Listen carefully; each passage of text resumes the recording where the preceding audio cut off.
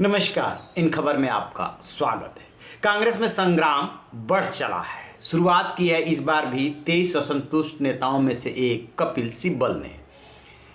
23 नेताओं ने अगस्त में कांग्रेस अध्यक्ष सोनिया गांधी को चिट्ठी लिखी थी और नीचे से लेकर के ऊपर तक चुनाव कराने की मांग की थी। ऐसे अध्यक्ष की मांग की थी जो एक्टिव हो, विजिबल हो, समस्याओं का समाधान करे, सीधावार नेतृत्व पे था।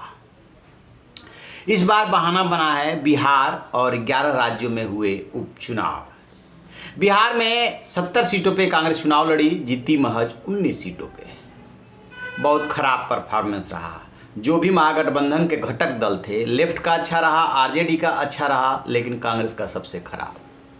शिवानंद तिवारी ने ये कह करके कि राहुल गांधी पर्यटक राजनेता है। जिस समय बिहार में चुनाव चल रहा था, वो अपने बहन प्रियंका के शिमला स्थित घर में पिकनिक मना रहे थे, विवाद को हवा दी थी। उसके बाद कपिल सिब्बल, जो कांग्रेस के नेता हैं, बड़े नेता हैं, उन्होंने अंग्रेजी अखबार इंडियन एक्सप्रेस को दिए इंटरव्यू में बताया था, बोला था कि हार की समीक्षा कौन करेगा, आत्ममंथन कौन करेगा।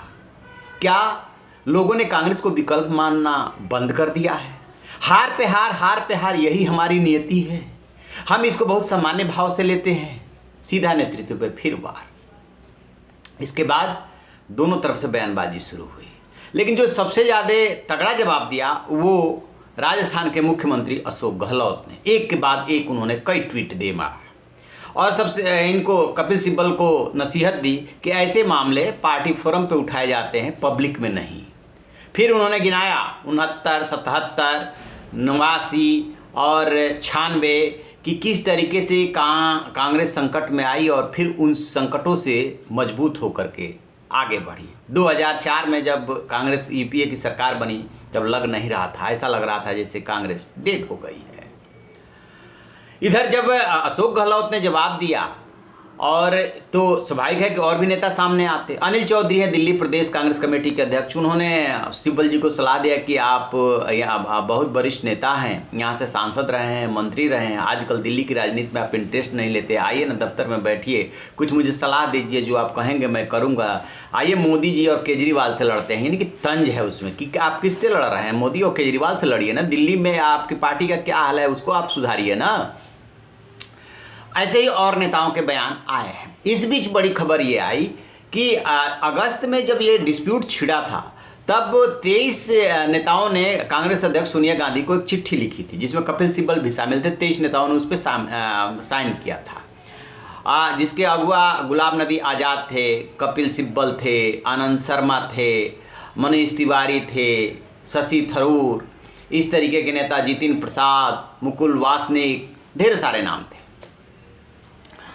तो उसके बाद क्या हुआ कि वर्किंग कमेटी और कई कमेटियों में चेंजेज हुए और अंतरिम अध्यक्ष जो है सोनिया गांधी, उनके लिए एक सलाहकार समिति, इसको स्पेशल कमेटी बोल सकते हैं, बनाई गई, जिसमें 6 सदस्य रखे गए। कौन कौन? अहमद पटेल, अंबिका सोनी, केसी वेणुगोपाल, AK एंटोनी और फिर रणदीप सुरजेवाला भी उसमें रखे गए। अहमद पटेल की तबीयत खराब है, उनको कोरोना हुआ है, वो हॉस्पिटल में है। आज शाम को उसकी मीटिंग होने जा रही है और ये इसलिए पावरफुल कमेटी है कि यही कमेटी सोनिया गांधी को सलाह देने के लिए बनाई गई थी। जिस तरीके से 11 राज्यों के 59 विधानसभा सीटों पे हार हुई है, मतलब उसमें से कुछ जीते भी हैं। जैसे मध्य प्रदेश में ये 9 सीटें जीते हैं, 28 में से 19 सीटें बीजेपी की झोली में गई। 2 राज्य ऐसे रहे, कर्नाटक और गुजरात, जहां गुजरात में 8 सीटों पे बाई इलेक्शन हुआ और एक भी सीट कांग्रेस के खाते में नहीं। ऐसे ही कर्नाटक में कोई सीट खाते में नहीं है। उत्तर प्रदेश में बहुत बुरी दशा, 2% तक आप वोट नहीं गिन कर पाए। और यहाँ से प्रियंका गांधी जो है वो यहाँ के महासचिव हैं, प्रभारी हैं, इसके बावजूद पार्टी का ये हाल है। तो इस पर कमेटी क्या मंथन करती है, सोनिया गांधी को क्या सलाह देती है। लेकिन एक बात समझ लीजिए, ये जो झगड़ा शुरू हुआ है, बात निकली है तो दूर तलक तो जानी ही है। अगस्त से इसकी शुरुआत हुई थी। कपिल सिब्बल ने अभी सिर्फ इंटरव्यू दिया है, आगे और भी नेता आ सकते हैं जो कहेंगे, बोलेंगे कि आखिरकार जो हमने सलाह दी थी उस पर क्या एक्शन हुआ। पार्टी अध्यक्ष के चुनाव की जो बात थी, क्या हुआ? ठीक है, कोरोना पीरियड चल रहा है। कांग्रेस का रिवाइवल यदि हम चाहते हैं तो अपनी नीतियां जो हैं उसको स्पष्ट करनी होगी, क्योंकि कांग्रेस कहीं ना कहीं द्वंद्व में फंसी हुई है। और ये बात सही है कि बिहार इलेक्शन को जितनी गंभीरता से लेने की ज़रूरत थी, शायद उतनी गंभीरता से नहीं लिया गया। यूपी, इसके बाद जस्ट बाद पश्चिम बंगाल में चुनाव है 2021 में, 2022 में यूपी का चुनाव है।